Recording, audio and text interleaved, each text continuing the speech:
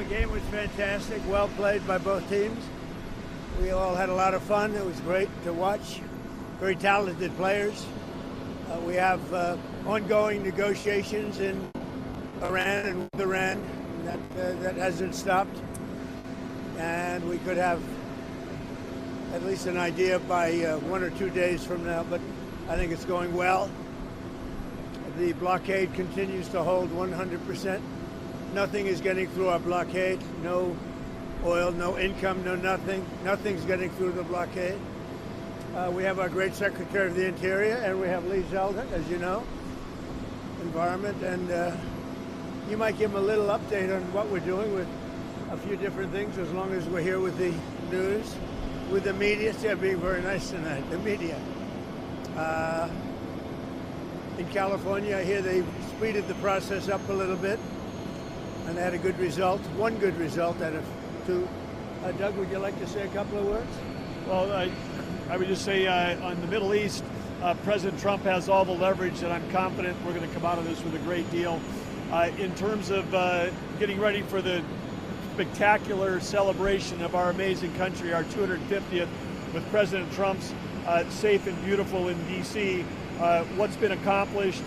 Want to give a shout out to everybody that works for the National Park, the U.S. Park Police, but cleaning up dozens and dozens of monuments, dozens of fountains back working again. The reflecting pool, which you've all known is near completion. It's going to be ready before the UFC event at the end of this week. So everything's going great on that front. The city's never looked better, and President Trump, I think you've said you've called them love letters. You've got more love letters on about the fountains and the beauty of the city than ever before. But how fitting as we go into our 250th that President Trump personally getting involved in making sure that our capital reflects the greatness of our country, because it's not decline is a choice, and President Trump has shown a blueprint for every American city, every mayor in this country that's got a large metro, that's got a homeless problem, that's got a graffiti problem, that's got a crime problem. He's played out a blueprint of how you solve that, and that's the real lesson here. Well, and I have to tell you that the main thing is there's very little crime now in D.C. It was a crime haven a year and a half ago. Very little crime.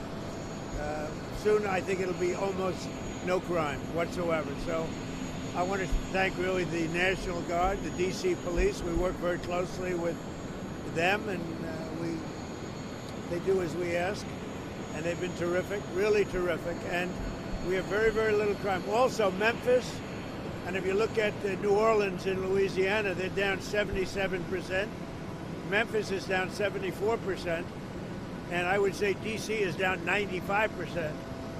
D.C. has become very safe and very beautiful. The grass is new, much of the grass. Grass has a life just like a human being has a life, and it hadn't been changed in 100 years. But you see there's nobody sleeping on the beautiful parks. The wire and fences are all taken down. And D.C. is very safe, and it's also become very beautiful.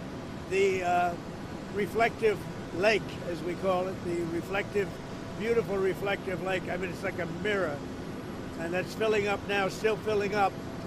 And the work, and we increased the scope quite a bit. We've taken care of now all of the sidewalk and everything around the lake, because we have to bring it into the same shape. And a lot of it's granite. We sandblasted. It looks beautiful. And we had 22 different fountains, all of which didn't work for 40 or 50 years. They were loaded up with graffiti, and because of the Department of Interior working with me and some other people that are into it, we want to beautify. We have one of the most beautiful capitals in the world, and doing a really good job. So of the 22, not one of them worked for 40 or 50 years. Now every one of the 22 work, and I think we have a couple of more to go, no? Yep. We're doing ribbon cuttings almost every other day, and fabulous to see all these coming back online. But what's most exciting is to see how much the people that live in Washington, D.C. and visit Washington, D.C. love coming to a safe and beautiful city. And I think it really reflects what we're celebrating here at our 250 is not just gratitude for the past and respect for all that's gone before us, but it's inspiration for the future. People come and see what America can be. You know, it's a little bit just sitting here and talking or standing here and talking to you. And we have a lot of respect for a lot of the people before me. I know some of you very well. But take a look at that plane. See that plane? That's in perfect mint condition. Take a look at that. Look at that. Isn't that amazing? And everything should look that way. We work with the military. We do a real job. But you look at the polish. Look at the way everything is beautiful. And that's the way we won D.C. And some people would laugh or smile at it, but there's nothing to smile at. So D.C.'s become really safe and really, really beautiful. And we have some great things planned, like the promenade. We've got a promenade at the Lincoln Museum, at Lincoln, and you have to see this. This will be one of the most beautiful things. The Lincoln Memorial is going to be unbelievable. It was supposed to front on the Potomac, and they built 2 highways behind it. And we're taking care of that by bridging over the highways. It's going to be beautiful what they're doing there. So we have some really, and the Ark will be maybe the greatest thing. I think the ballroom, but a combination of the ballroom and the Ark will be the 2 greatest projects of them all. So we've got a lot of exciting things happening. Getting back to other things like jobs numbers, we have record jobs. We have more people working in the United States today than at any time in the history of our country. And you see the numbers on the stock exchange. We had just today 73 records. We have 73 new highs.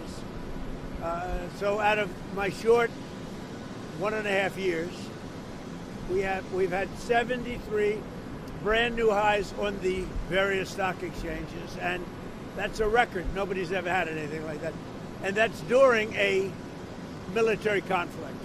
So pretty amazing. And even the oil and gas, it's lower during a military conflict than it was during the Biden administration. And they didn't have that because to them it was okay that Iran has a nuclear weapon. And I say it's not okay. So the B-2 bombers did a big job and a great job, and we have got that in very good control. They will not have a nuclear weapon. Okay, could I ask Lee? He's done an incredible job, as you know. The environment is good, and he's approving more plans than any human being, I think, has ever approved anywhere in the world. We have more factories going up, car plants, AI plants. We have about $18 trillion being invested in the United States, which is a record by far. There's never been anything like it. Many, many times more than the last administration. I won't get into the numbers. The numbers are astronomical. But in the history of the world, there has never been a country that's had $18 trillion invested in it, and that's in 11 months. The last administration had much less than $1 trillion over a period of 4 years. We have $18 trillion in 11 months. We haven't gotten the final numbers on the 12th month, which will be very good. Lee, do you want to say something? Sure. Well, the Spurs, they have some good players. Wembayama, Castle did well tonight, but I'm still going with the Knicks. I think that they're going to pull it off. And Mr. President, it was awesome to be able to spend the night with you. The energy was amazing. Jim Dolan was a great host. But this Knicks team, OG Anunoby was fantastic. Jalen Brunson's Mr. Clutch. They have great heart. So I'm feeling good about how that series is going. How many games? I'm going Knicks in 5. I feel like it's a resilient, strong team. He knew every player. They're going to come out for Game 4, and they are going to deliver. The 5th game in San Antonio? Oh, I don't know. We're busy with a lot of important stuff right now at EPA. Like a war. There's a lot of important stuff going on, but I happen to be in New York. We were just in Binghamton earlier today, where we believe that we should build a new Constitution pipeline to deliver natural gas from Pennsylvania to New England. We believe that New York should reverse its ban on the extraction of natural gas. We're getting held up by the governor of New York. She made a deal with us to allow us to build it, and she's holding it up. And Connecticut is suffering, and all of New England is suffering, and upstate New York is really suffering. And this is a pipeline that goes very substantially underground that nobody's going to see. And the people of New England and others are paying among the highest prices anywhere in the world, frankly. If you look at throughout the world, because we have a governor that just doesn't allow it. This has gone on for a long time, and we made a deal with her, and she broke the deal. We made a deal. We were going to give her a couple of windmills someplace because she likes windmills, which is a big mistake, and we made the deal. So I guess we're withdrawing those windmills, but she gave us two, one going out to Long Island, which is now under construction, and one going to New England. And the big one going to New England, the people in New England are paying a fortune for energy because of the fact that New York, for decades, has stopped the pipeline. So we made a deal with the governor, and she broke the deal. Speaking of New York, did you see Mayor Mamdani at the game? I did not, no. What did you think of the reception you got from the Knicks fans tonight? I thought it great. I mean, I thought it was amazing, actually. You mean when they had the camera on me? I thought it was very good, yeah. It was certainly amazing. It was. I think mostly cheers. It was loud, and it was very enthusiastic. Mr. President, ESPN commentator Stephen A. Smith, who has talked about running for president, said he would blame you if the Knicks lost the game. How do you respond to that? I think he's a nice guy, but you need a certain aptitude to run for president. You need a high IQ. I'm not sure that Stephen has that. I don't think he does, actually. Mr. President, what did you say to Prime Minister Netanyahu when you spoke to him? We had a very good conversation, and he was hit, and he hit back, and I can't blame him for that. But he was hit, he hit back, and now they've called it quits, so they're going to just leave each other alone for another week or something. It's been going on for a long time. You could say about 3,000 years if you really want, but certainly it's been going on for 47 years. But no, he hit back. They were going back and forth, and now they both agreed through me to stop. And we're in the final throes of what will be a very, very good deal that will not allow in any way, shape, or form nuclear weapons, etc. And the Strait will open up right away. It'll open up immediately upon signing, which could be in 2 or 3 days. Did you ask her not to hit back? No, I said do what's right, but I want you to stop as quickly as you can, because they have to stop. It's had to do with Lebanon, and it has to stop. We want to get it finished. There's a report that an Army helicopter went down in the Strait. Can you give us an update on that? Are the soldiers okay? The pilots are fine, yeah. And was Nobody that what injured. brought it down? We are going to issue a report tomorrow, but the pilots are fine, yeah. Sir, did you just say 2 or 3 days or 2 or 3 weeks that 2 or you'd 3 be signing? days. You'll be signing a peace agreement No, in 2 or 3 we have a days? good chance of doing it. We should be able to do it in 1 hour, if you want to know the truth. What's the biggest sticking point right now? I don't think there are any sticking points. I think we're very close to having a very, very good, strong, powerful deal. If we go and bomb, which we can do very easily if we want, and we spend another 2 or 3 weeks bombing, they'll have nothing left whatsoever, but you won't have the Strait open for months. If we do the bombing, a lot of people are going to be killed. Who wants to do that? I don't. And we'll have a signed document that's actually stronger than doing the bombing. What has proven to be a very powerful thing is the blockade. The blockades turned out to be much stronger than bombing. And it was really a combination. It was our initial thrust and then the blockade. But, their economy is really suffering, and they're going to make a deal. Did you and Jim Rowland talk about the Penn Station project at all? But they are talking about it. We're trying to get the Penn Station project approved. And I know Lee's involved and Doug is involved. A lot of people are involved. It's a very big project.